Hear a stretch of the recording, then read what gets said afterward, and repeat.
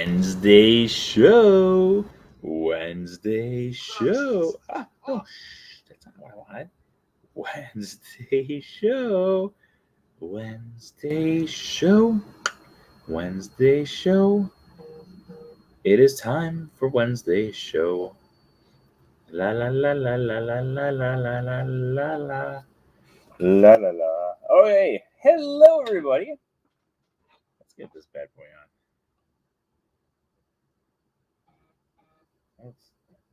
You only hit 500,000 once. Oh yeah. We are celebrating 500,000 YouTube views. That's insanity. Like that is absolutely crazy. It's been well actually we'll be hitting 24 hours since it happened while we're doing the show tonight. And I'm still like in shock that it happened. It's been a crazy day. Hello. Hey. And thank you so much. All right, so if you guys joined us last week, you know the fun that we're going to be having here. If you did not join us last week, well, I'll explain in just a few minutes here. We're going to let people get a chance to come on here, give people a few minutes to join us for this week's Wednesday show. We got our booklet from last week as well to continue our fun times. But I used my pen the other day.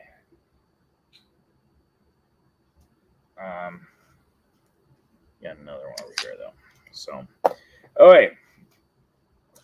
How's everyone doing? You guys doing good though? Is everyone doing good? I hope everyone's doing good. Yeah. So yesterday we hit a 500,000 views of all time over on my YouTube channel. If you're watching on YouTube right now, you're contributing to getting us closer and closer to that 1 million view of all time. We are now over halfway to that goal, which is really cool. And then this morning, so this is completely not our topic yet, but if you guys have ever joined us for our, if you've ever joined us for the crazy challenges, if you ever watched the crazy challenge video, you know how crazy they really are. Like the crazy challenges legit live up to the crazy name. And my friend and I are planning the legit, the biggest crazy challenge of all time, and we're going to be doing it specifically on August 18th of this year, August 18th, 2022. There's a reason we're doing it on that date, which I will share at a later time. But so last night hit 500,000. It was right at like 10:09, 10:15, somewhere right around there. And then after I hit that goal, I was like, well, I can't just leave the park. So I did Peter Pan, which is one of my favorite rides, and I did People Mover, which is one of my favorite rides. And then, no, he's not a cow. We went through this on May 25th. We had a Goofy episode on May 25th. Goofy is not a cow. Goofy is 100% not a cow. Walt Disney himself said he was a dog.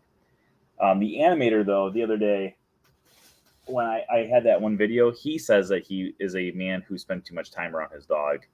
I've never heard that explanation before. I have heard from Walt Disney, his mouth himself, say that Goofy is in fact a dog, but he has human-like features.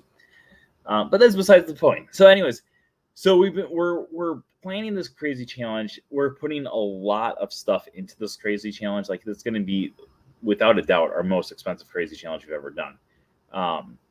And because of the insanities of this crazy challenge that we're planning, we're making sure that everything goes according to plan for the crazy challenge. So today I woke up and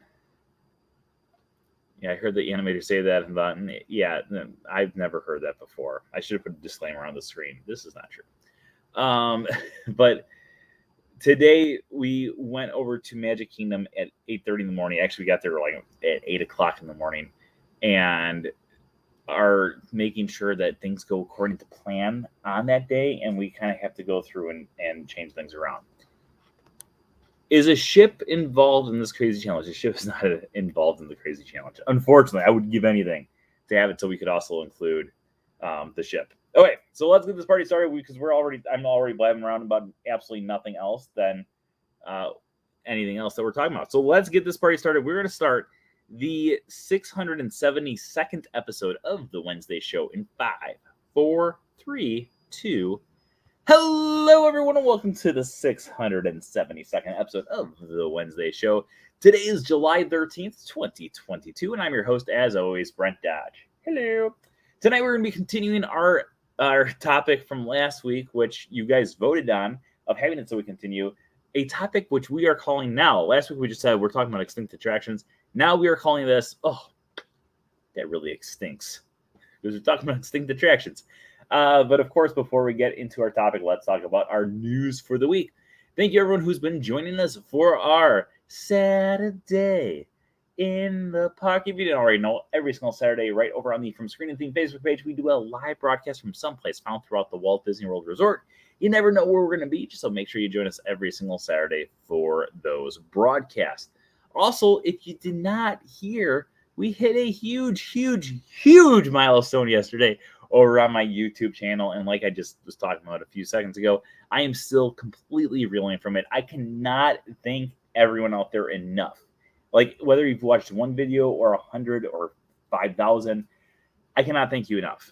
500,000 is a goal that I've had in my head for quite some time, and that we've actually hit it.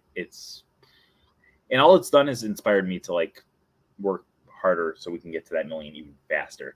It took us almost 13 years. It was September of 2009 when I posted my first video on YouTube, and I kind of took it seriously. If you guys watch my video today, I kind of explain it. But it took almost 13 years to hit 500,000. I plan on hitting the next 500,000 in 6 months. That's my goal. I just need you guys to help me hit that. So if you have not already, make sure you like and subscribe the video that we're doing right now. And it's going to actually help with our algorithm and help us get closer to that million a lot sooner than a lot later. Also, as always, tonight's show is sponsored by... It's all about the mouse travel. If you don't already know if you already know, make sure you stop by. It's allaboutthemousetravel.com for all of your Disney travel needs. All of their services are absolutely, positively, 100% free. So make sure you book with them for your next Disney vacation.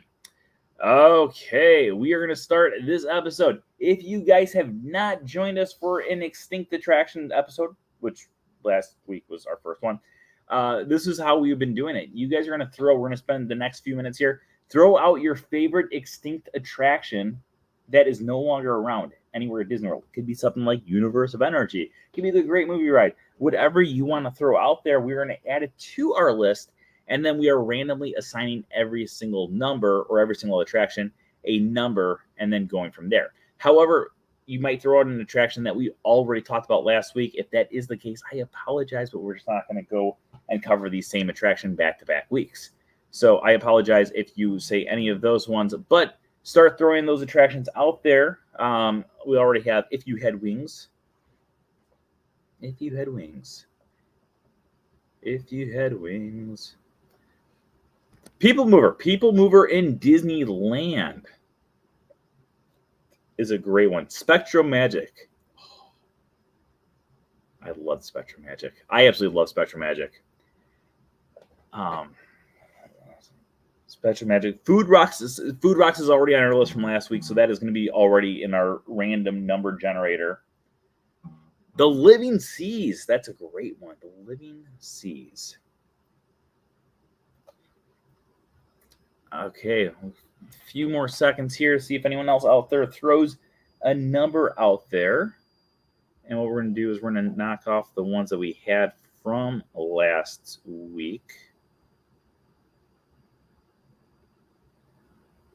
Okay. Captain EO. I kind of hope that Captain EO. Country Bear Jamboree. Again, that is a retired attraction over in Disneyland, so we will definitely add that. Country Bear. Cranium Command. Yes, Cranium Command. Okay, so what we're going to do is let's get rid of the numbers that we already had for last week. We did talk about Snow White last week. And we talked about Mr. Toads last week, too. Okay, so what we're going to do is we're going to get rid of the numbers that we had for last week. We're going to throw in brand new numbers to just kind of go through and have it. So we have 6, 7, 8, 9, 10. We've got a lot of numbers that you guys have added. 11, 12, 13, 14, 15, 16, 17, 18, 19, 20, 21, 22, 23. We have 23 things on our list today. Okay, wait, we got Maelstrom is already on our list from last week, so that one will still be going. It's still one of the ones for option. Honey, I Shrunk the Kids. Is it the playground? No, the audience. Honey, I Shrunk audience. Let's throw it on the side. Honey, I Shrunk audience. We got the playground on there as well. And Honey, I Shrunk the Playground. Okay, let's switch out. We're not going to have that. So it's 24 and 25 because you guys know it's 24 and 25. So we'll make this one number 24. This one's going to go over here. And then we will switch this one out here as 25. And then this one will be that number there. Okay. So what we're going to do is we're doing this completely random. Now, if one last thing before we start going through. Actually, if someone wants to throw out the number there. Did we do the playground last week? I think we touched on the playground last week, but I don't think we actually went. Did we talk about? I feel like we talked about the playground, but I don't feel like we talked about it for this. I feel like no, we talked about the playground for 2 weeks ago when we did the Connect the Dots. That's when we did the playground. Okay, so someone throw a number between 1 and 25 into the comments below, and we're going to randomly choose one of them. The last thing I want to say is last week I told you guys that if we hit 1,628 subscribers by the time that the show actually started today, we would actually have it so we would go into an extra inning. So instead of ending the show at 10:30, we would do at least one more. And then, of course, as always, every new subscriber we get as the show goes on here, we will go into an extra topic here as well. So did we get 1628 over the last week? So did we go up 20 subscribers in the last week? We went up 30. Yeah! Okay. So our first number that popped up there was from Eric, number 7. I can't read my own handwriting. What does that say? It was one of the ones that I was jotting down really quickly last week because everyone was just throwing them at the end of the night there last night. Okay. Oh, I know exactly what that is. That's the Tomorrowland stage. Tomorrowland stage. That was Joe threw that one out there. Okay.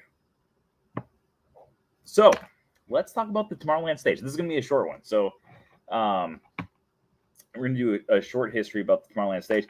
If you've ever gone over to Tomorrowland in current years and you've gone over to meet Buzz Lightyear, Buzz Lightyear to the rescue. Buzz Lightyear, Buzz, can't. Buzz Lightyear's meet and greet area is found between the Carousel of Progress and Buzz Lightyear's Space Ranger Spin. Now, if you've ever gone behind that area, then you probably have been over there before the year roughly 2012, 2013.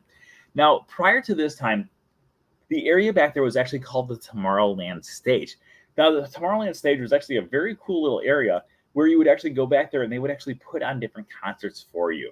So if you've ever gone through Walt Disney World during mainly like spring break time, summertime, you'll usually see a lot of different high school students performing different concerts. Now, this is part of Walt Disney's, I'm trying to blank on the actual, they just switched the name a few years ago.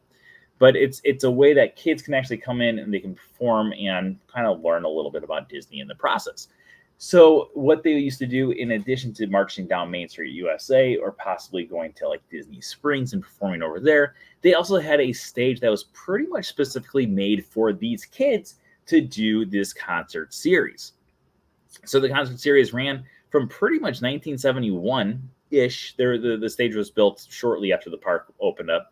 And the stage also was home to different programs for things like Mickey's Not So Scary Halloween Party and also Mickey's Very Merry Christmas Party. Guests could actually go to the stage during those nights as well, and they could also experience a spooktacular, or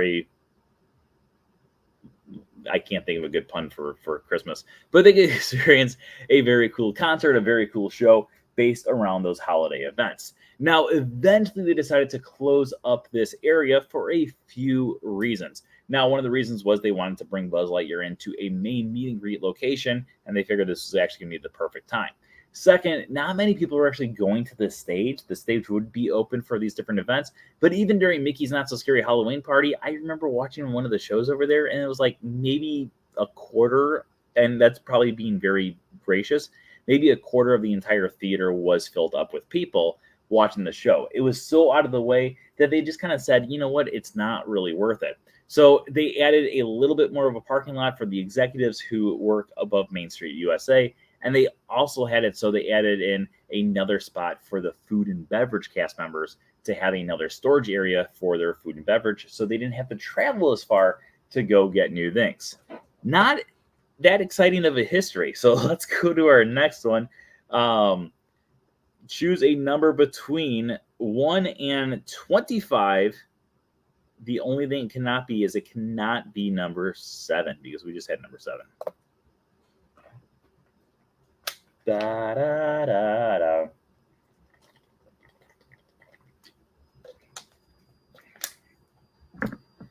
Anyone? Mueller? Okay, number 13. All right, number 13 is our next number here. Let's find out what number 13 is. I like scribbled this stuff down last week. Okay. Okay. Let me take you back in time. Oh, the second show that happened over. Okay. This is going to be one of those things that we're going to be talking about, and it's going to sound familiar to you guys, and mainly due to the fact that we talked about this before. But the reason that you feel like we talked about this before is kind of like how we thought we talked about the Honey, I Shrunk the Kids Playground, because we talked about this and Connect the Dots a few weeks ago. But over in Dino Land USA, or Disney's Animal Kingdom, just outside of Dino Land USA, is the Theater in the Wild. Now, the Theater in the Wild currently is home to In the Big Blue World, I'm gonna go explore, aka the sea, or not the Seas with Nemo and Friends, Finding Nemo the musical, The Big Blue World and Beyond. The original show is a little bit better, in my personal opinion. But we're not talking about the original show, and we're not even talking about the Jungle Book show, which actually was the first attraction to be found over here. But we're talking about the second attraction that would go from 1999 up until 2005, until eventually it was replaced by Finding Nemo the musical. Of course, we were talking about Tarzan Rocks. Show of hands in the chat room. How many people remember Tarzan Rocks? I love Tarzan Rocks. Tarzan Rocks made me fall more in love with Tarzan the movie than anything. Like, I just absolutely love Tarzan Rocks. Let's talk a little bit about Tarzan Rocks here. So Tarzan Rocks would sit in the Theater in the Wild for about 5 or 6 years. And when guests would go over there, they would be put onto a brand new concert series. Now, the concert series was kind of it was a concert. Like, my little brother, I vividly remember when we were, I would have been about 16 years old when Tarzan Rocks debuted. I remember my brother, who was 12, we were walking out of the theater, and he looked at me and he said, that was like going to a rock concert, as if he had gone to many rock concerts in his life. That was his, like, in his mind, that was what a rock concert was Tarzan Rocks. And I have to be honest, Tarzan Rocks may have been the greatest show that Disney's Animal Kingdom has ever, no, Festival of Lion King, but it may be the second best show that Disney's Animal Kingdom has ever hosted. Now, Tarzan Rocks, if you are not familiar with it, would go through and it would tell the story of Tarzan, but it told it in a completely new and unique way. Let's talk a little bit about the history of Tarzan and a little bit about the actual history of the animation. Now, if you know, does anyone know who Glenn Keane is? Chirp, chirp, chirp, chirp. Eric. I'm assuming Eric knows. And maybe one or two other people in the chat room probably know who Glenn Keane is, or maybe you've heard his name before. But Glenn Keane is the animator who brought Ariel to life. He was the head animator for Ariel. He animated Belle. He animated several different characters that we all know and love to this day. He has gone through so many different famous characters throughout the years. However, one of the characters that I think is the most impressive that he ever did was Tarzan himself. Now, the story of how he actually animated Tarzan, because if you remember watching through Tarzan, who doesn't know Glenn Keane? I'm assuming there's people out there who don't know who Glenn Keane is. But when he was going through and animating Glenn Keane, or not Glenn Keane, when Glenn Keane was animating Tarzan, one of the influences he did to have it so he was going through the vines, and he wanted to have it so it was like his son, who he watched at the skate park, going down on roller skates and going down on his skateboard. So he wanted to use that as the influence of how Tarzan would actually travel through these vines and through these different trees. So when they decided to come up with the concept of Tarzan Rocks, they took inspiration from Glenn Keane's story of how Tarzan's animation was done, and they actually put that inside the actual show. So the show was, like my little brother said, it was like a rock concert. They went through and they would play all of the different songs that were found in the 1999 classic Tarzan. But in addition to that, they also had it so Tarzan was there, obviously, and Jane, obviously. But in addition to those characters, you would also have several different people who were going around the stage on rollerblades, on skateboards, and doing different stunts. Going through and watching this was like a rock concert, but at the same time, it was so much more. It was like a rock concert with the Phil Collins music that we all know and love, and then elevating it to another level of having different half pipes on the stage while Tarzan twirled around on vines. And overall, it was unbelievably amazing. Now, the problem they had with Tarzan Rocks was Tarzan Rocks, because of all the different areas that they had with these different half pipes and all these different things that they had going on the stage, they just realized that, you know what, it takes up a ton of room. So maybe we just can't have it so Tarzan Rocks is rocking anymore. So they decided to figure out a brand new thing that might bring more people in. And they decided to go to one of the biggest movies of all time in animation history, which was Finding Nemo. Finding Nemo had just come out about a year before they started to decide on kind of transforming it over. At this time, they had already transformed Finding Nemo over to the Seas with Nemo and Friends, but not really. The Seas with Nemo and Friends was not a completely a thing until the mid-2000s, but shortly after Finding Nemo came out, they decided to actually have a Nemo meet and greet. I don't know if anyone remembers this. It came out in 2004, late 2004. It was like a massive robot fish that would literally go around outside of the pavilion. I met him once when I was on my college program. He debuted at the very end of my college program, and I think he only lasted for about a month or two. And then he decided to swim away. Swim away, swim away. So because of the popularity of Nemo now over at the Seas Pavilion, they decided, you know what, maybe we can continue having it so we have the success with Finding Nemo and create an entire musical around him and the story with amazing song. I do love Finding Nemo the musical, don't get me wrong. However, Tarzan Rocks was so good. But that is the story of Tarzan Rocks. Does anyone out there have any questions before we go on to our next topic here? We didn't ask for any questions at Tomorrowland stage, but that was like the most out there topic that anyone threw out at us last week. Anyone out there have any questions before we move on to our next number, our next randomized number? There's some really good ones on this sheet. There's some really good numbers on this sheet. Holy cow.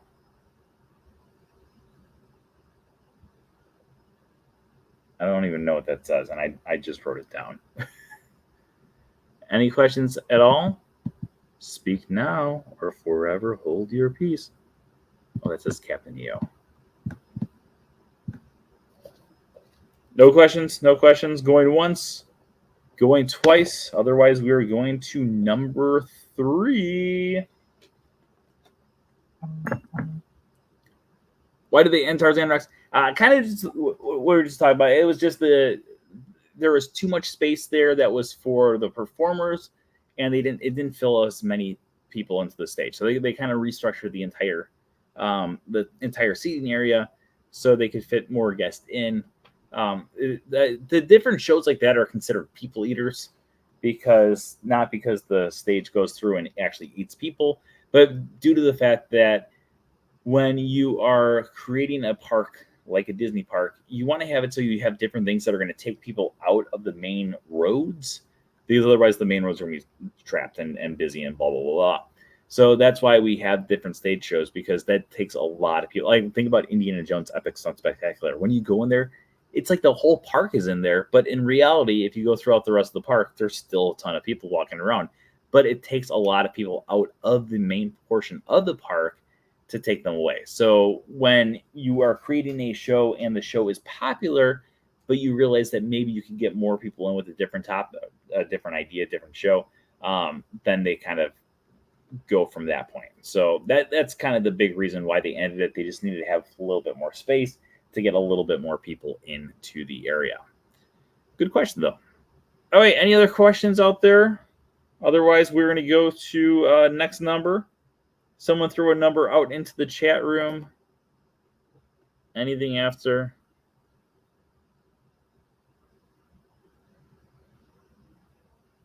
Anything after this one right here, which my YouTube people can't see right now. Okay, number 21. Oh, this is a good one. Okay, number 21 is the pick. Number 21 is kind of the perfect pick because it deals with something that we have right here, right around us. And that, my friends, is Universe of Energy. Okay, let's talk about Universe of Energy / Ellen's Energy Adventure. Now, Universe of Energy debuted just shortly after Epcot debuted in the location where Guardians of the Galaxy currently sits. Don't get me wrong, I absolutely love Guardians of the Galaxy Cosmic Rewind. I think it's one of the best attractions that Disney's ever done. However, there is something special about the Universe of Energy and how it taught us about energy and the universe. So the original concept of the show was it was a very educational show. They took you through the history of energy, and you would go back to the time of the dinosaurs. And overall, it was entertaining. It was fun. It was educational. But they decided a few years later, about 10 years later, 14 years later, they decided to spruce it up a little bit and bring in Ellen DeGeneres, Bill Nye the Science Guy, Alex Trebek, Jamie Lee Curtis, Michael Richards, who's the other guy? Tim Conway. And there's someone else that I was going to say, and now I can't think of who it is off the top of my head. But they brought in a lot of people, a lot of different actors to create a brand new thing called Ellen's Energy Adventure. Ellen's Energy Adventure was a 40-minute, actually a 45-minute experience where you started off in Ellen DeGeneres' apartment where she falls asleep while watching Jeopardy. Now, we just happened to find out that her next door neighbor is the one and only Bill Nye the Science Guy, and he comes over for, can we remember this? A bobby pin, a candle, and something else. Now I'm drawing a blank. I can't think of the third thing. But anyways, he comes over asking for these different items from her, and she says, yes, go ahead, take them. And she's watching Jeopardy, and he's like, oh, you're watching Jeopardy? I love Jeopardy. And while they're watching Jeopardy, they realize that the contestant that's on Jeopardy is none other than Stupid Judy, who was Ellen's college roommate. All makes sense. Of course, her college roommate was played by Jamie Lee Curtis. Now, Stupid Judy, Stupid Energy, the two of them or she talks about how they were roommates and she hates her and blah blah blah blah blah, and she just thinks she's a know-it-all, and now she's on Jeopardy. And anyways, Bill Nye the Science Guy gets all of his different items from Ellen, and he goes and she says, "What is bye bye?" And then she starts to lay down, and she says, "I'll take a nap for 200." I still remember this entire attraction, with the exception of that one thing. I'll take a nap for 200, Alex. So anyways, she goes into a nap, and then all of a sudden she comes out and she says, "Okay, this is the crazy part." And she goes, "Now you're going to go inside my dream." And some guy's going to be like, "Ladies and gentlemen, please no smoking, eating, drinking, or flash photography during Ellen's dream." And then just says, "Hello, ladies and gentlemen, please no eating, drinking, smoking, or flash photography during Ellen's dream." And then she's above them like, remember that? Aluminum foil, a clothespin, and a candle. That's what it was. Thank you, Alex. If anyone would know, you would know. So anyways, so you then boarded into, fun fact, the ride vehicle that held the most guests on Disney property. Still to this day is like the record of most guests that can fit on a ride vehicle. And I know what you're thinking, but Brent, I've been on the ferry boat over at the Magic Kingdom, the Liberty Bell. Have you heard of it? Yes, I have heard of it, random user. I have. However, that actual ride vehicle for Ellen's Energy Adventure was all connected together. What? Yes, all 6 of those ride vehicles were actually connected together by a string. They could have it so they could have 1 or 2 or 3 or 4 or 5 or 6 cars going at the same time, and they could actually have it so they take apart from one another. However, there was a little wire that was connected to all of them to pull them all around, making it the largest ride vehicle in Walt Disney World history. Guess we board onto that, and then you would be joined with Bill Nye the Science Guy in the dream, and you would go back in time. Back in time. Dude. That's the 80s song. Anyways, you would go back in time with them to essentially the Big Bang, and you would watch everything go through. Side note, during Guardians of the Galaxy Cosmic Rewind, they do say the Big Bang, and every time in my head I hear Ellen say the Big Bang. Just complete side note. But anyways, you go back in time, and then eventually you get to the age of the dinosaurs. And when you get to the age of the dinosaurs, that's Jurassic Park, you go through and you see different dinosaurs until eventually you get into another room where we had our old friend KNRG, Kinetic Energy, was the name of the radio station, and they would go through and continue to keep you up to speed on how the evolution of mankind was going on. Eventually, you would transfer back over to another screen, and on the screen, you would go through and talk about the different energies, including things like oil, sunlight, water, and of course, the most important energy of all, brain power.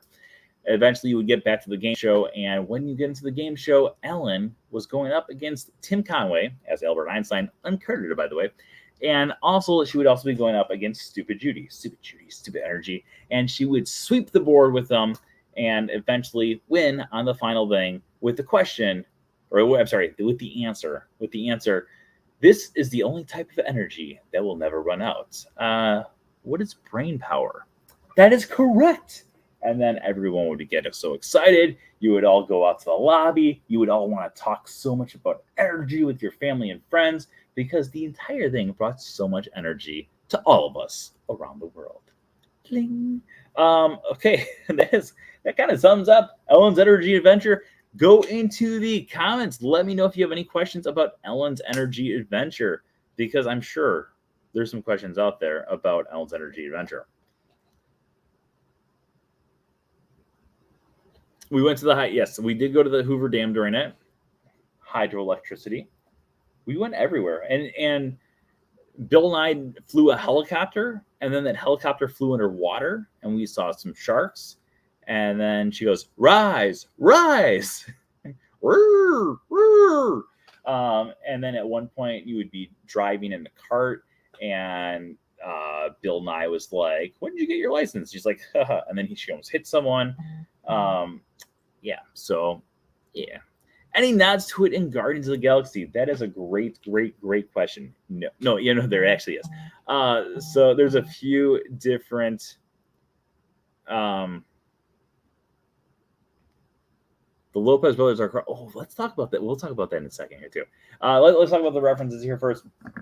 So the references to Ellen's Energy Adventure that can be found in Guardians of the Galaxy that I know of so far is one Star-Lord does bring up the idea of going to Epcot back in the 1980s, and when he talks about it, he does point out that he loved, like, he can't wait to go back on Horizons, and I can't wait to do the energy with the dinosaurs, and of course, veggie, fruit. So we do have that little nod to it. In addition to that, in the alien language that can be found for Guardians of the Galaxy, you can find different things written on about Ellen, Alex Trebek, Bill Nye the Science Guy, and energy on some of the different walls. And then I'm trying to, and then they talk about the Big Bang a lot. They talk about a lot of the energy stuff that you talked about in Ellen's Energy Adventure. They talk about that, but they talk about it in a different way to kind of make it so you don't really realize it. Congrats on 500,000 and thank you. I've been stuck on a phone call for 40 minutes. Boo. All right, let's talk about the Lopez brothers. Lopez brothers, Robin and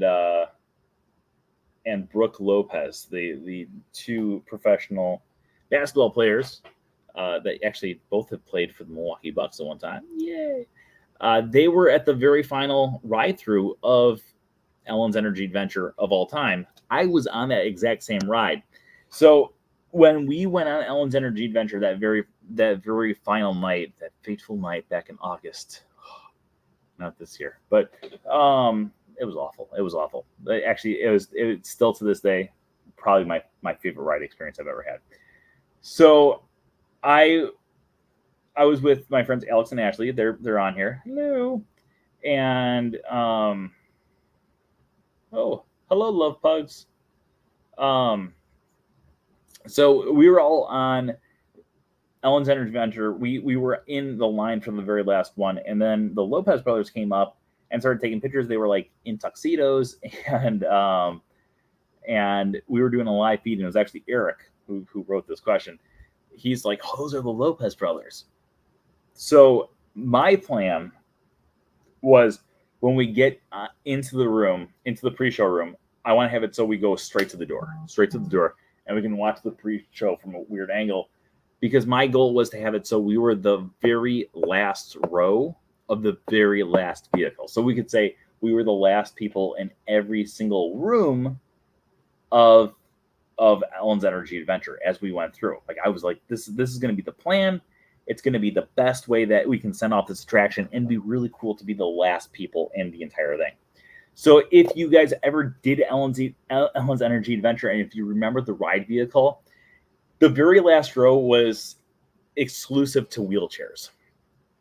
And usually, I think I never saw anyone actually in a wheelchair in that last row. They usually use the other last row that was next to you. So we get into the second to last row, because the other one, it's like closed until the cast member actually comes through to open it up. And we got into the second last row because it's the one that's open. And then the cast members came up and they brought the Lopez brothers along with their two friends behind us. And we talked very briefly to them about the ride. And I remember them saying it's a very somber occasion. That's exactly how they said it too. It's a very somber occasion. And that night, I sent them messages on Instagram, and I just said, "Hey, great talking to you guys, blah, blah, blah, blah." And they followed me on Instagram. So, yeah. But anyways, so we get on the ride, and we got into the dinosaur room, and I was really excited because we were the last people ever. We were like the last people besides the Lopez brothers ever in that last room. And then we got into the dinosaur room, and the ride broke down.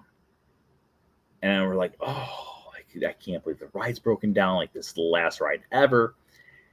And who are the Lopez? The Lopez brothers are two NBA players who are massive Disney fans. But yeah, so we were there, and it was like, oh my gosh, like we're already getting emotional because it's the last ride ever. Like, we made sure we were on the last ride ever. So we're already getting emotional. It's the last ride ever. And then all of a sudden, the manager comes out and he says, "Hey, unfortunately, we have a problem. We we can't we can't have it, so we can't fix it before the park closes. So we're not like the last ride is essentially done. However, you guys are free to walk around, like enjoy the set because it's the last ride ever." So we walked around. We touched everything. I touched a dinosaur. I touched the plants. I touched the rocks. I touched everything. Um, and it was cool. Like I honestly think being evacuated on the final ride was a cooler experience than doing the final ride one last time because I did the final. I did the ride like 20 times that week, so I knew it well enough that going on one more time was going to be special. But walking around and like I remember some guy was putting his kid on a dinosaur. That was the only time I heard like the cast member like, "No, don't do that, please." But it was such a cool experience to just kind of go through and watch and touch every. Oh, it was so cool. Like, I touched the dinosaur. It's still the coolest experience. Okay, let's go on to our next number here. Someone threw out a number between 1 and 25. As long as it's not one of the ones we've done so far, we will do it here. 1 through 25.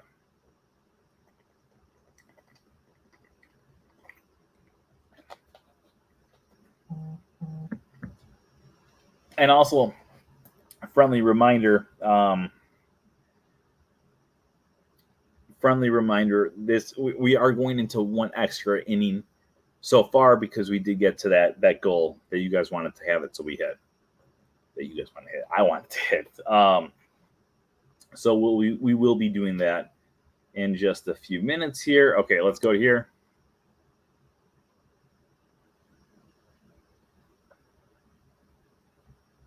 This is your touching the ride, taking a piece of ride before it closes. Wait, 9. I don't see a 9 on there.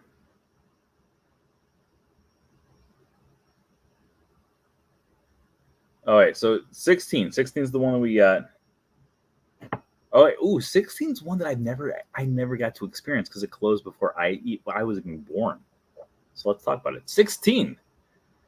So starting a few years after the park opened up, we got a brand new attraction. Actually, it's one of the few attractions.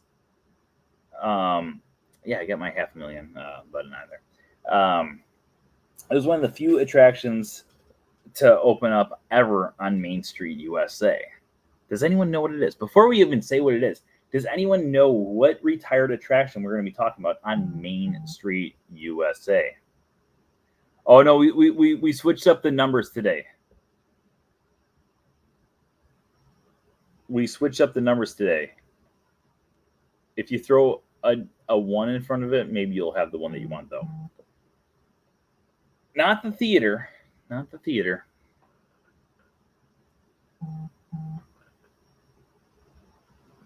On my thing, it shows 16 before 17. I apologize.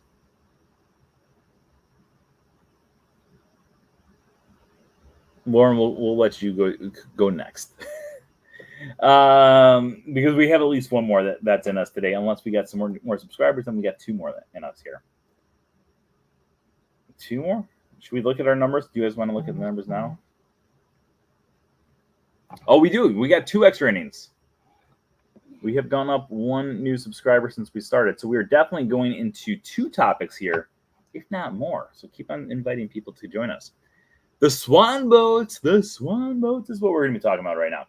All right, so the Swan Boats opened up in 1972, 1973. I'm drawing a blank on the year right now. I want to say 1973, though. For some reason, I want to say 1973. 1973. The Swan Boats were an attraction that were very slow moving. Now, the Swan Boats actually took guests around the little waterway that is found in front of Cinderella Castle. You would board over at the Rose Garden. The Rose Garden is famously dead. Actually, not famously, but the Rose. Let's say famously. The Rose Garden was found over between Tomorrowland and the bridge that took you up towards Cosmic Rays or the Mad Tea Party.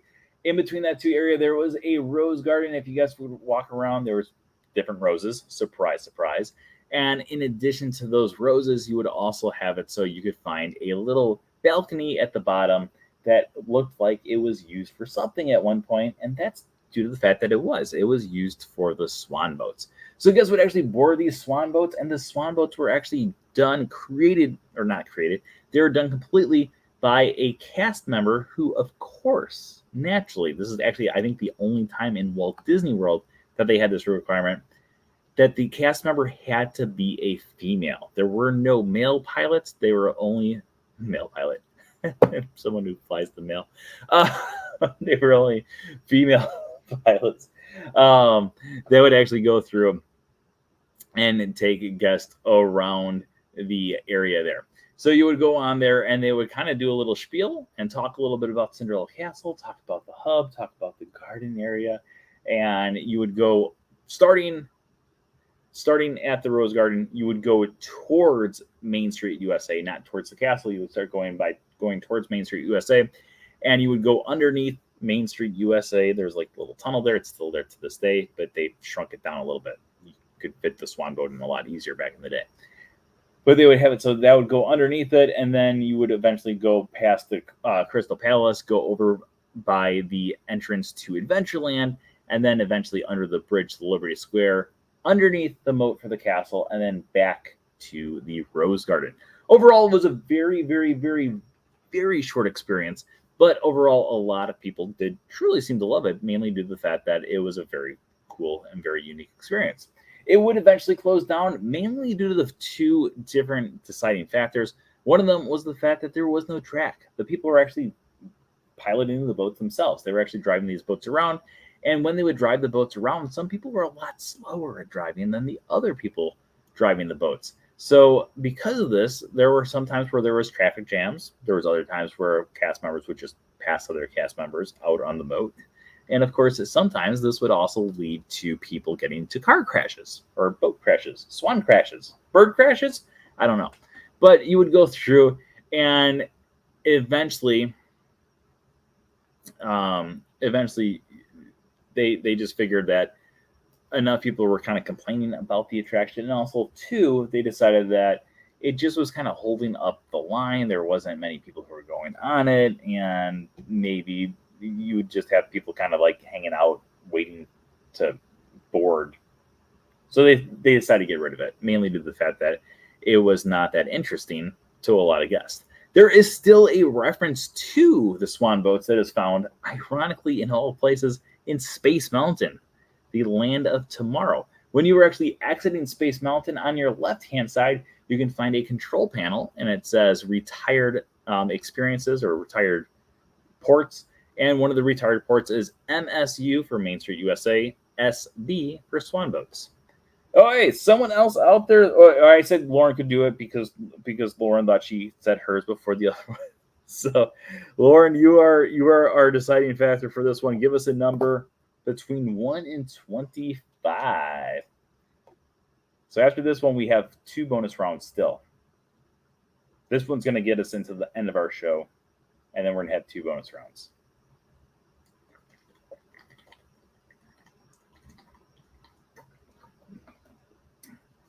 Anybody? Or Lauren? We're going to give Lauren... I changed it to number 19. You want number 19? This one actually can take us all the way through the rest of the show here. Oh wait, number 19, Toontown. Oh wait, let's talk a little bit about Toontown. Let's talk about the history of Toontown. We don't talk about Toontown. No. That's our talk about Toontown. We can't talk about So Mickey's Toontown Fair. Mickey's Toontown Fair originally debuted in 1993. Originally opened up as Mickey's Birthday Land in 1998. This was to celebrate the 70th birthday of Mickey Mouse. Yes, they created an entire land because of Mickey Mouse's birthday. Now, a few fun facts about Mickey's Starland leading into Mickey's Birthday Land leading into Mickey's Starland and leading into Mickey's Toontown Fair is when they created Mickey's Birthday Land, which would eventually lead into Toontown. When we get there, don't worry. But when they would create this, they would actually have it so the speedway was shortened in the track. So if you actually look at one of the opening day maps of the Magic Kingdom, the speedway goes all the way up towards where Dumbo is and Barnstormer is, and even the circus tents are. But because they were opening up this brand new land, they said, okay, what thing can we cut out a little bit of that's not going to be missed by too many people? And they decided, oh, we can shorten up the track for the Tomorrowland Speedway. So they decided to shorten up the track for the Speedway. Now, the original Speedway actually was around the same track size as Autopia in Disneyland. A lot of people will tell you that Autopia is a whole lot better than the Speedway at Magic Kingdom. They're 100% correct. The Speedway is nothing compared to Autopia. I don't know why I said it like that. Anyways, so Mickey's Birthday Land became a big enough hit that 2 years later, they realized, you know what, we're still celebrating Mickey's birthday. Maybe we should switch the name of the land. So they switched it over to Mickey's Starland. And then eventually they switched Mickey's Starland over to Mickey's Toontown Fair. Now, when Mickey's Toontown Fair became a thing, they decided to make a few different spots there a little bit more permanent. Now, when there was Mickey's Birthday Land and Mickey's Starland, that was supposed to be a temporary land. Toontown became a land that was actually supposed to be a permanent land. Ironically, it's no longer there. But Mickey's Toontown debuted with it didn't debut with this, but it debuted with kind of a theme around what would kind of be, but not quite be, a Toontown that you could find in Who Framed Roger Rabbit. It wouldn't be the exact same thing, but it would be a spot where you could actually find a spot where Mickey and Minnie, along with Goofy, Donald, Pluto, and Daisy, along with Pete and all the other classic characters, would actually go off and be on vacation. This was not actually their home. Their home is actually in California. This was going to be like their home away from home. This is going to be like their summer houses. So they're always open for us to go check out because that's, they're just nice people. With Mickey's Toontown Fair, originally they had it so there was not any attractions except for the train station was put there. And eventually in October 1st of 1996, they would get the very first attraction, the Barnstormer. And then, of course, we also had the two walkthrough attractions, which would be Mickey's House, Mickey's Country House, and Minnie's Country House. Disneyland has the better Toontown. I agree with that. As much as I loved our Toontown, there are some parts of this Toontown that I liked more than Disneyland's Toontown, but overall, Disneyland's Toontown, I think, was better than Walt Disney World's Toontown. So going through Toontown, on the first thing that you would pass on the left-hand side was Pete's Garage. Pete's Garage would actually be it was a bathroom. So if you want to take a pit stop, that's where it would be. If you wanted to find the keys to the garage, they would actually be found in the gas pump tank in the middle. You would actually find the keys on there. It would say garage. On the right-hand side, you would pass a little barn. That barn had a radio featuring a rooster on there. It was a radio station, and he would be pumping out all the hits throughout Toontown throughout the day. On our left-hand side after that, we had Minnie's Country House. Minnie's Country House featured a walkthrough attraction that had so many amazing details. First off, when you go through this area, you would actually find Minnie and Mickey through the years. You would find them in different things like Nifty 90s. You would also find them in classic short cartoons like Mickey's First Date, Mickey's Birthday Party, several classics. Also going through there, you would actually find different miniature versions of Mickey and Minnie's houses. They were like cookie jars. I always wanted to have these cookie jars because I think they're amazing. And then also you would go through and eventually get to a voicemail machine. This voicemail machine was the starring attraction of Toontown.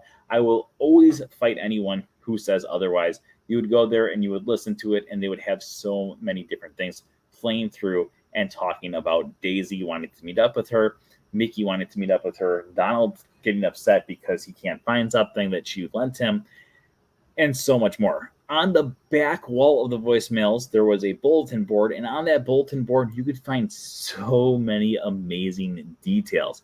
All these different details had it so it was things like the Three Sleuths Company, and the Three Sleuths were Huey, Dewey, and Louie. You would have it so there was the treasurer of the bank, which would be Scrooge McDuck, and references to pretty much any and all different characters throughout the town.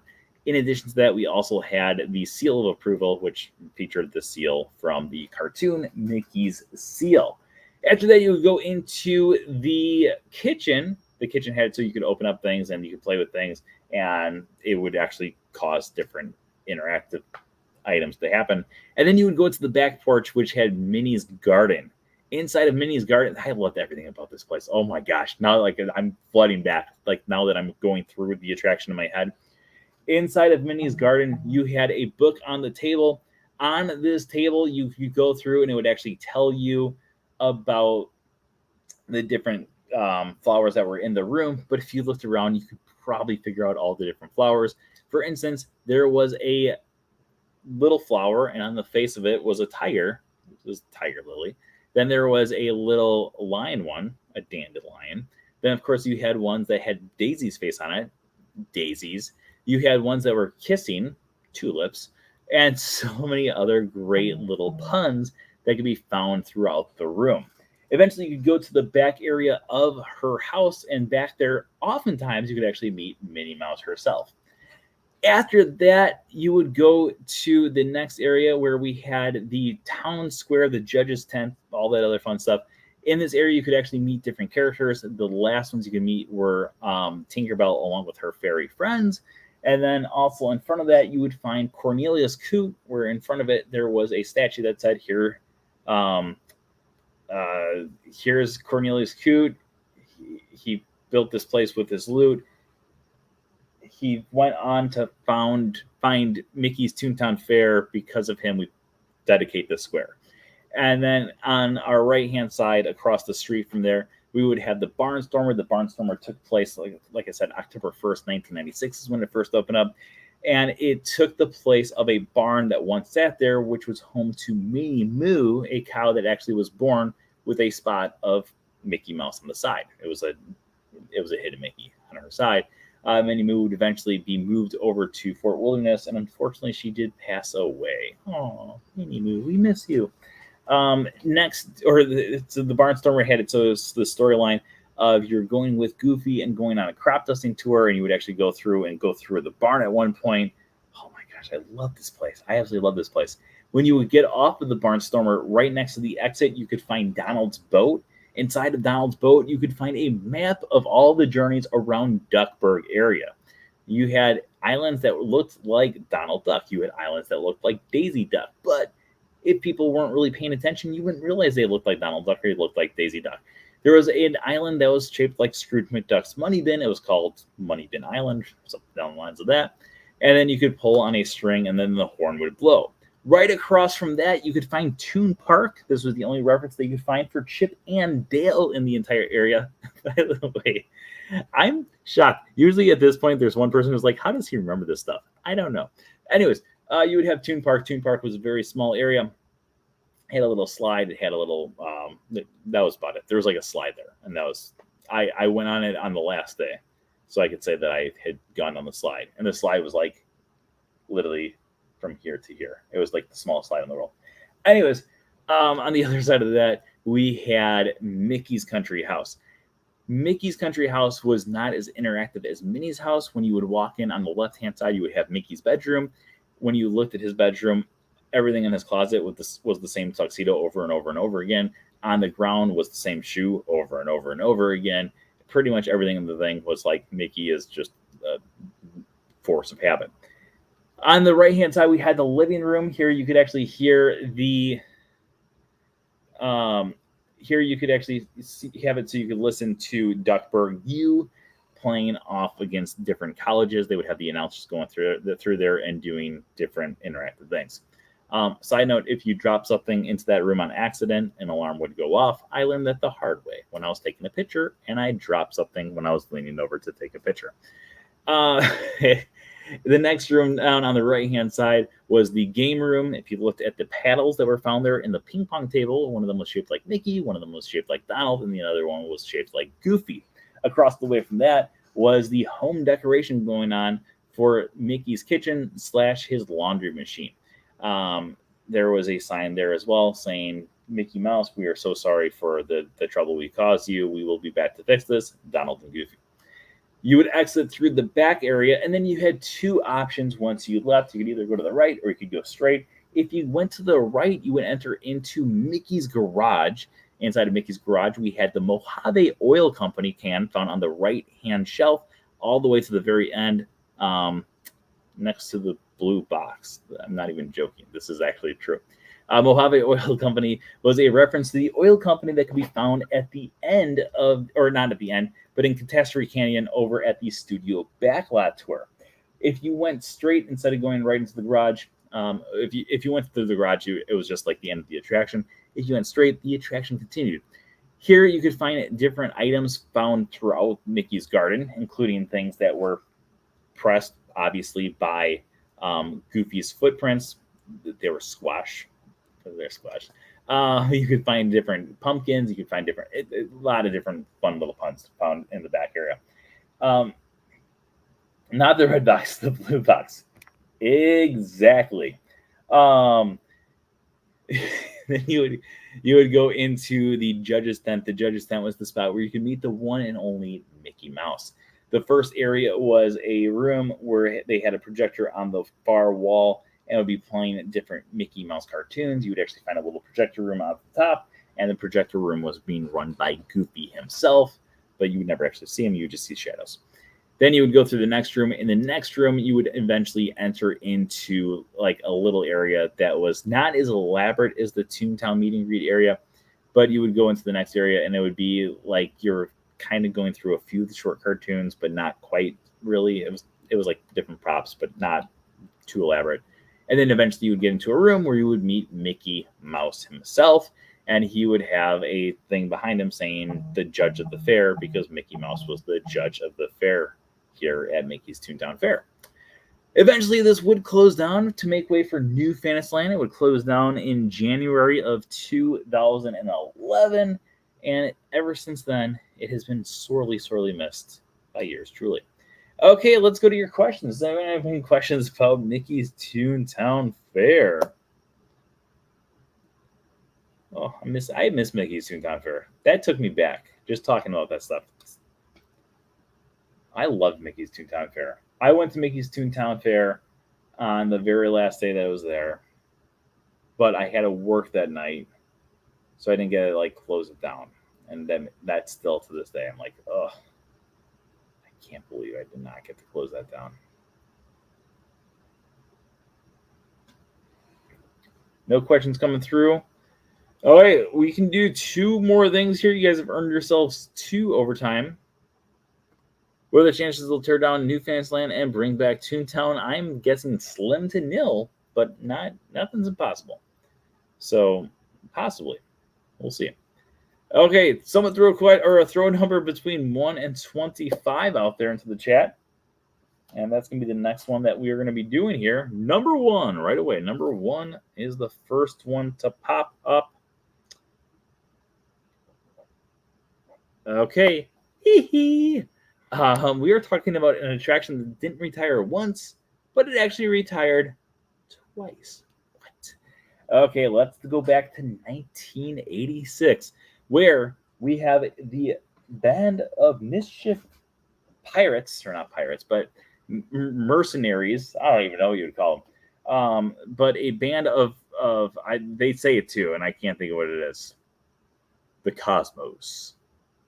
That's the first line of the entire thing. The Cosmos, where the ragtime band of unlikely heroes.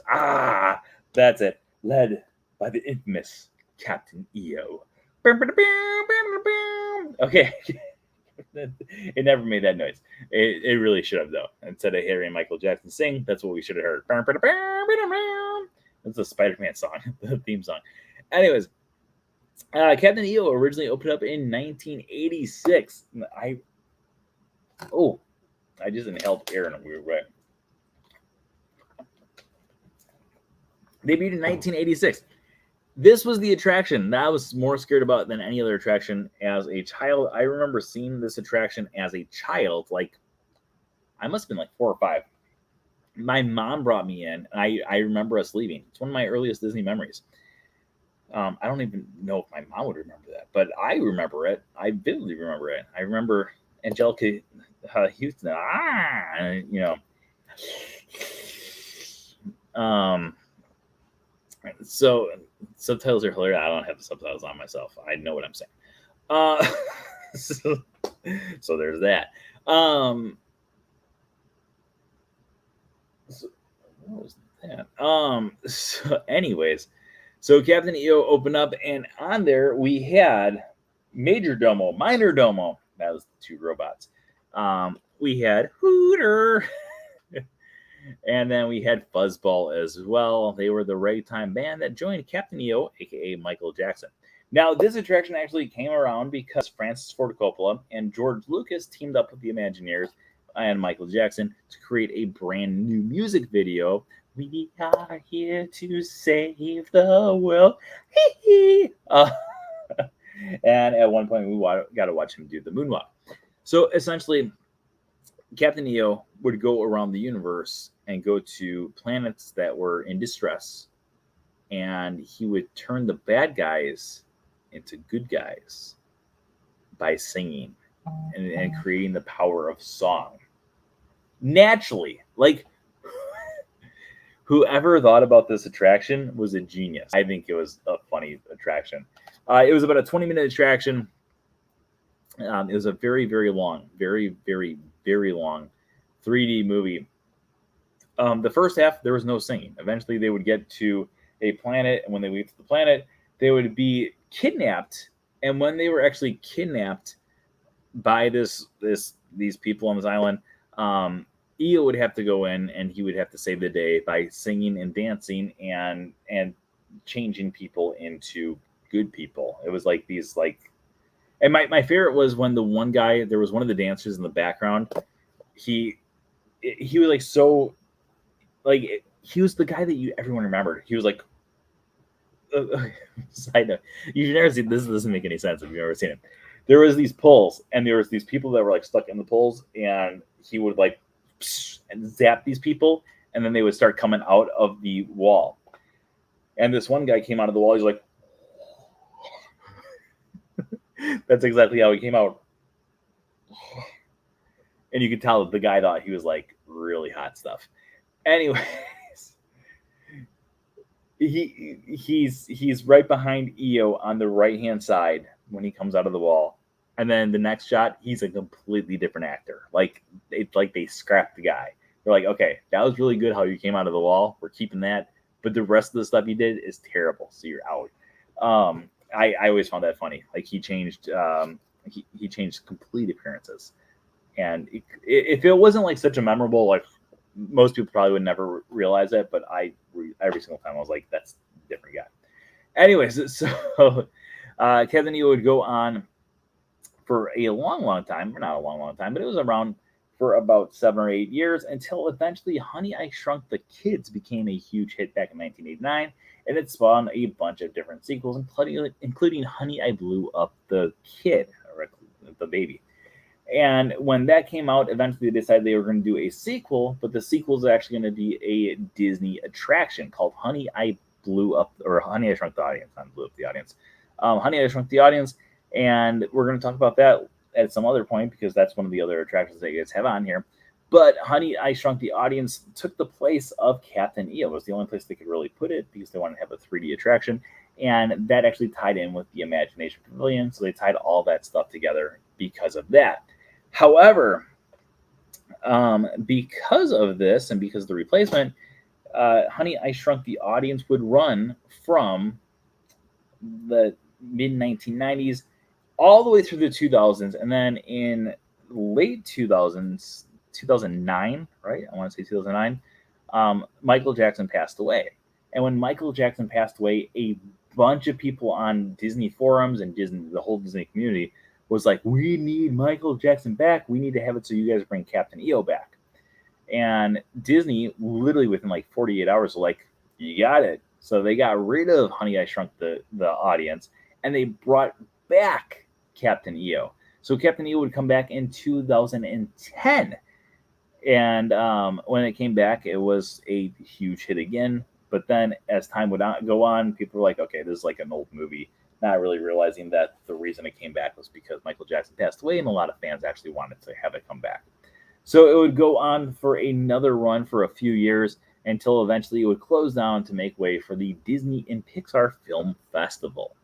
And that, my friends, is Captain EO. Does anyone have any questions about Captain EO before we go to our final extinct attraction for the night?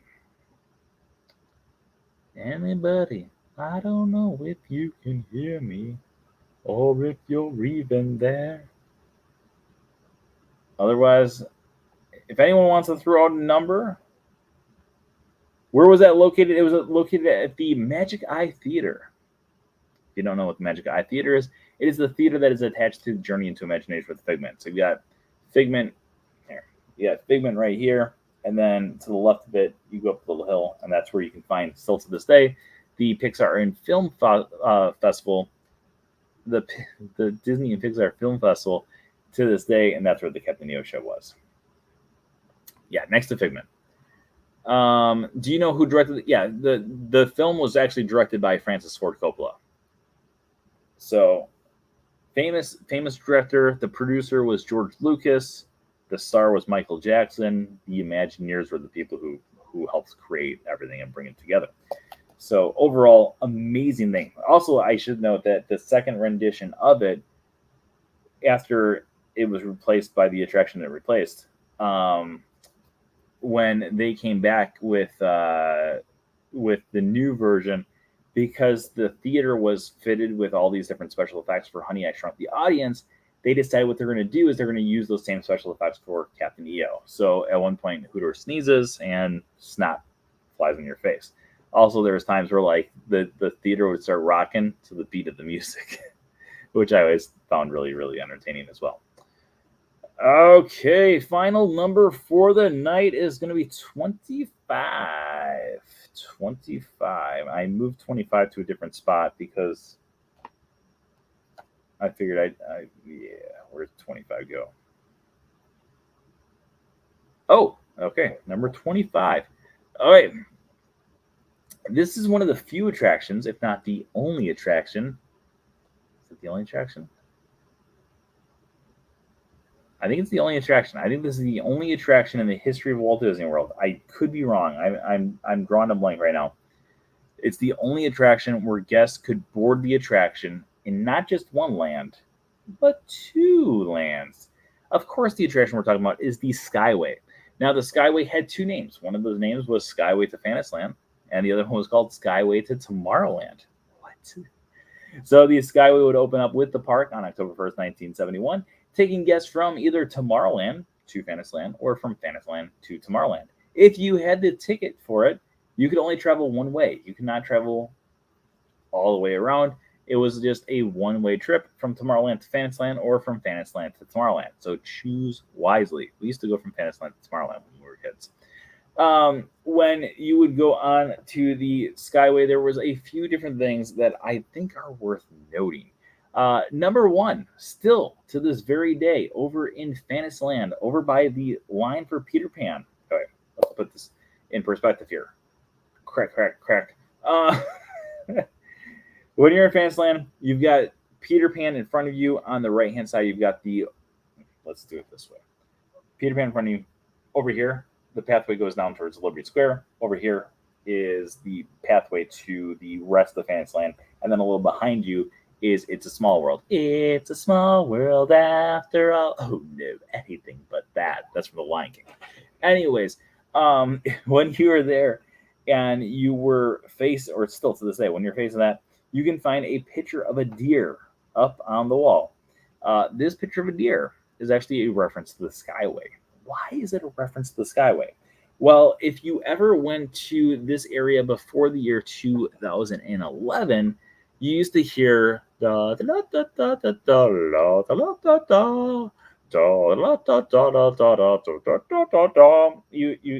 heard like yodeling music.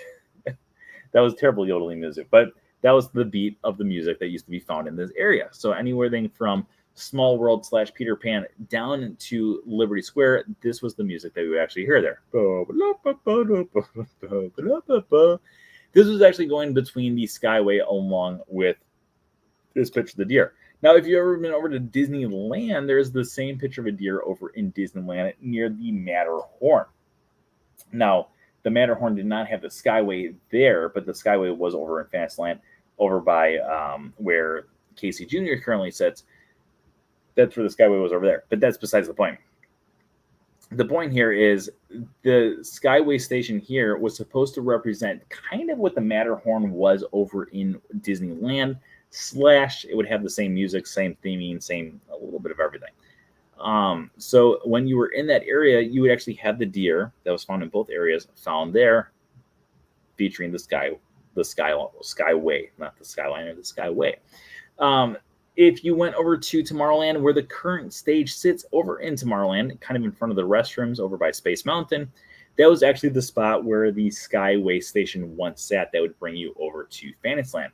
Now, there are still few references to the Skyway that can be found throughout Fantasyland and throughout Tomorrowland. Well, Tomorrowland, not so much, but Fantasyland, we can still find a few references.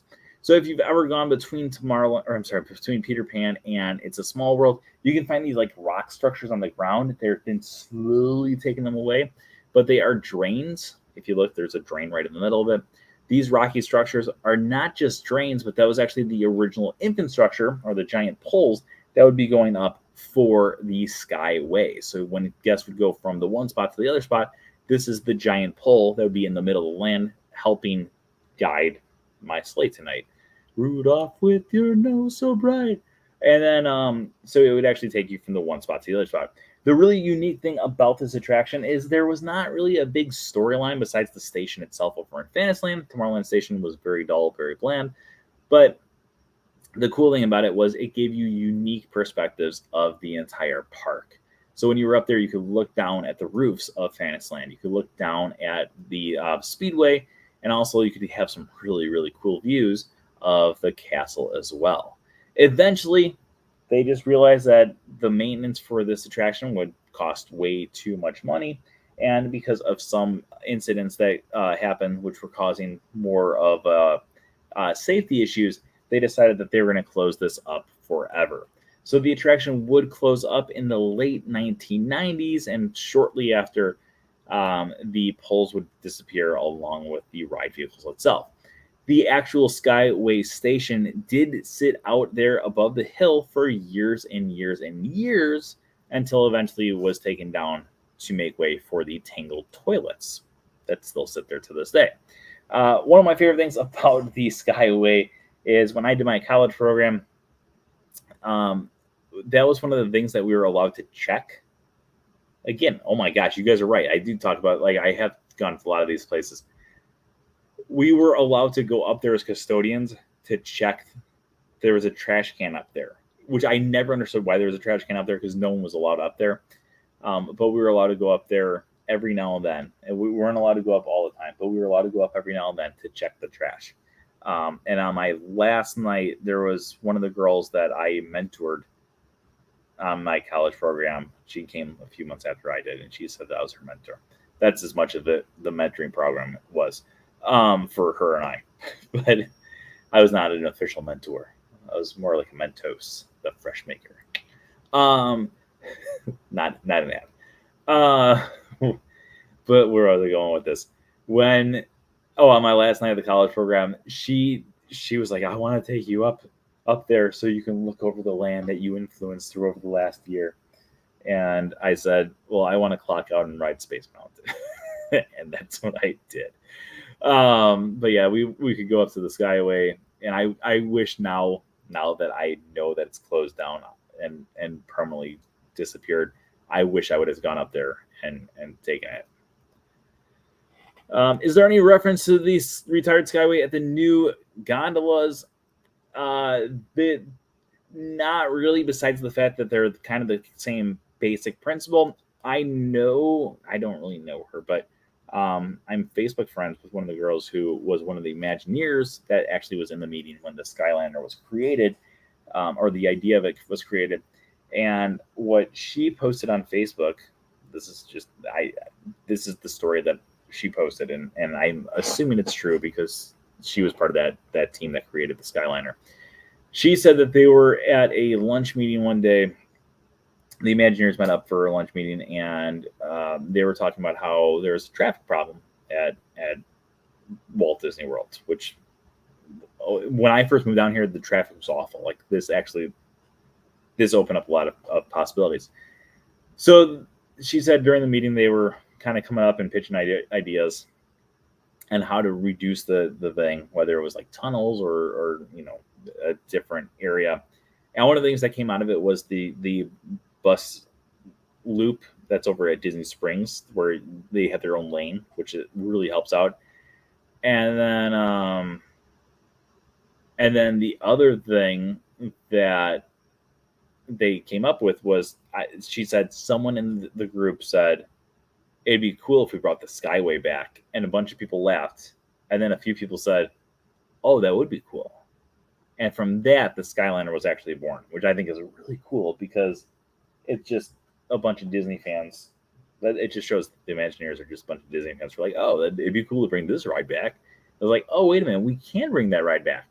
So the Skyliner was influenced, or it was created pretty much because the Skyway once existed. Oh, wait, any other questions about any of the topics that we talked about tonight? We talked about a lot tonight. Rudolph, with your nose so bright, won't you guide my sleigh tonight? All right, what we'll do is we will do what we did last week, is if we can get another 20 subscribers by next week, by next week's show, then what we'll do is we will go through and increase, or we'll go into extra means on next week's show. So right now we are currently sitting at 1,639 subscribers. I'm going to write that number right down here, 1639. So if we're up to 1659 or higher, we will be going to extra innings once again next week. Okay. As always, tonight's show was sponsored by... have we ever used blue? It's all about the mouse travel. Yay! Make sure you stop by. It's allaboutthemousetravel.com for all of your Disney travel needs. All their services are absolutely positively 100% free. So make sure you book with them for your next Disney vacation. I'd like to thank everyone out there for joining us once again tonight. I hope you guys all had an amazing time. First off, before we get into our usual, well, maybe we'll do their usual first. Thank you. If you want to learn more about Disney, go check out one of my books. It's a closer look at the Magic Kingdom's Frontierland, Liberty Square, or Fantasyland, Liberty Square. If you want to order your book, visit the shop now button, and we will be sending that out to you tomorrow. So make sure you order tonight. Also, huge, I cannot stress this enough. This is 100% serious. Thank you so much to everyone out there who has been watching and liking, commenting, doing all that other fun stuff over on my YouTube videos every single day. Every single view, every single like, every single comment truly, truly, truly helps me out in the algorithm. It helps me continue to build up to that million that we're now shooting for. We have hit 500,000. So I cannot stress how amazing that last night was. I really can't. It's one of those moments that I know I'll remember for a long, long time. Just looking at the castle and watching that number switch over. Oh, that was such a cool, it was such a cool moment. Such a cool moment. So thank you, everyone, for watching, just for watching in general and sharing and commenting and all that other stuff. Like I said, in the last week, we've gone up over 30 new subscribers, and we've gone up thousands, literally thousands upon thousands upon thousands of views. And the last 3 weeks now have been the 3 busiest weeks in the history of the YouTube channel. So keep on liking, keep on commenting, keep on watching, keep on sharing. Oh, we're just going to keep on going up higher and higher and higher. And it's all because of you guys. I create the content, but if it wasn't for you guys watching, I'd still be at 0 views. So thank you. I greatly appreciate every single one of you. What were the people doing that? Oh, they had this. It was it was some merchandise cast members were pushing like these massive carts around, and they were on the cobblestones. So you couldn't hear it in the video. I just assumed you could hear it in the video. It was so loud. I could hear them from all the way from Sir Mickey's to where they got to me. And eventually I was like, oh my gosh, I'm going to have to redo this entire thing. And they were like, and even the person who I was with last night, he was kind of like looking at me like, are you going to stop recording here? Because this is like insanely loud. And then when I was editing the video last night, I was like, oh, you can't even hear it. Like you can like barely hear it unless like if you knew what to listen for. But yeah. Okay, so anyways, thank you everyone for joining us once again. As always, remember that anything can happen if you let it. Until next time, have a great week, everybody. Bye-bye. Goodbye now. Goodbye. Goodbye now. Goodbye. Are they are they gone? Are they gone? Oh, good. My cheeks are just killing me. I just can't stand this kind of